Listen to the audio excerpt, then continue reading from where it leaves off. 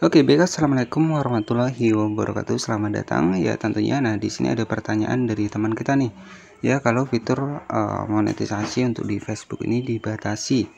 Ya, ini apakah konten kita yang melanggar? Jawabannya iya, teman-teman. Tetapi bukan hanya konten saja di sini.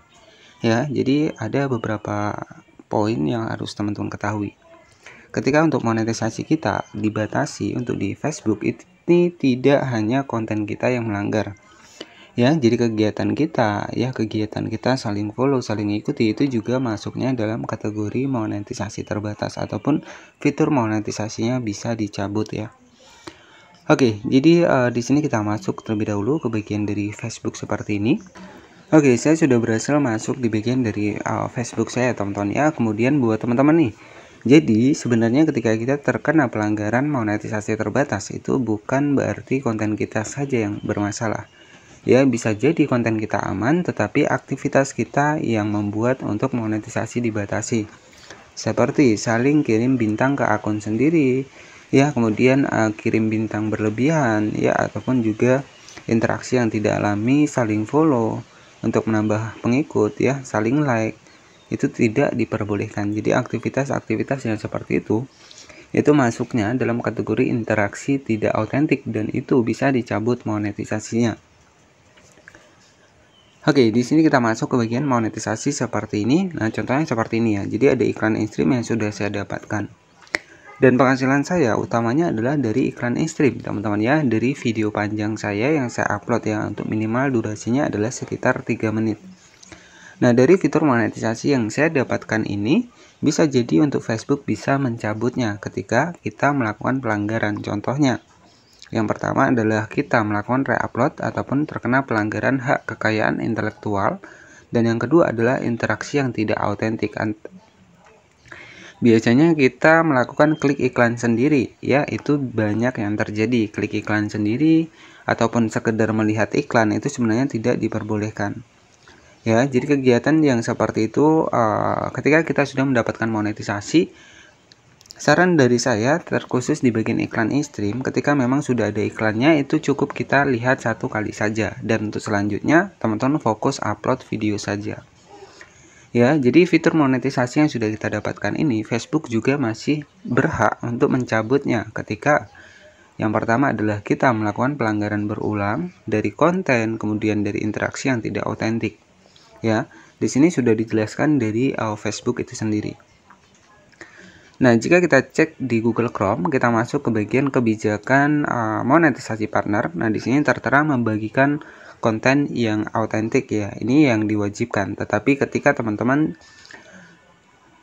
memberikan sebuah informasi, ya, misalkan berita palsu, ya, kemudian tidak memenuhi syarat untuk kontennya, di sini teman-teman bisa cek syarat atau kelayakan untuk monetisasi bisa dicabut. Ya, jadi ini jelas teman-teman ya. Di sini juga teman-teman bisa cek ya. Jadi kreator penerbit membagikan clickbait atas konten yang bisa dianggap tidak memenuhi syarat dicabut juga untuk monetisasinya. Nah, di sini kreator dan juga penerbit memposting konten yang dilaporkan ke Facebook sebagai pelanggaran hukum, ini juga masuknya dalam kategori fitur monetisasi bisa dicabut ya. Jadi seperti itu. Nah, selanjutnya juga jika kita terkena pelanggaran standar komunitas, teman-teman bisa cek di sini. Ya, ini juga kita langsung ambil ke intinya, pihak ketiga tidak memenuhi syarat atau dicabut kelayakan monetisasinya. Kalau konten kita ini melanggar hak cipta ataupun keaslian terbatas, ya. Jadi salah satu penyebab kenapa monetisasi dibatasi di Facebook itu yang pertama adalah karena kita melanggar standar komunitas untuk konten kita, dan yang kedua adalah kita membagikan interaksi yang tidak autentik. Nah, di sini interaksi yang autentik yang diwajibkan. Ya, teman-teman bisa cek di sini ya, kegiatan untuk memperbanyak tayangan atau interaksi untuk tujuan menghasilkan atau mendapatkan penghasilan. Ini yang kita garis bawahi adalah memperbanyak pengikut. Nah, ini sering dilakukan ya. Dengan tujuan saling follow, orang balik follow kita. Jadi jangan seperti itu. Kalau kita modelnya seperti itu, ya otomatis video kita nggak ada yang nonton, karena rata-rata pengikut kita adalah kreator semua, jadi susah teman-teman ya. Nah, Jadi yang kita harapkan ataupun yang diharapkan dari Facebook ini adalah penonton yang alami tanpa adanya rekayasa di sini ya. Nah, jadi kalau kita masuknya dalam kategori rekayasa adalah berbagi like, berbagi followers ya. Itu dilarang ya untuk di Facebook. Bahkan saya sarankan jangan pernah menggunakan fitur-fitur penambah followers. Lebih baik kita fokus untuk mendapatkan ataupun membuat konten sesuai dengan minat kita. Nah, di sini disebutkan kreator, penerbit, penyedia konten pihak ketiga tidak boleh terlibat dalam aktivitas apapun yang meningkatkan ataupun memperbanyak pengikut ya. Di sini sudah jelas. Nah, artinya ya untuk monetisasi terbatas itu bukan hanya faktor konten saja. Aktivitas kita ya, kemudian komentar kita itu akan dicek oleh Facebook ya. Memang dibilang kalau Facebook ini memang sedikit peraturannya agak ketat teman-teman ya, tetapi kalau teman-teman menggunakan konten original itu pasti teman-teman tidak akan mengalami hal-hal seperti ini.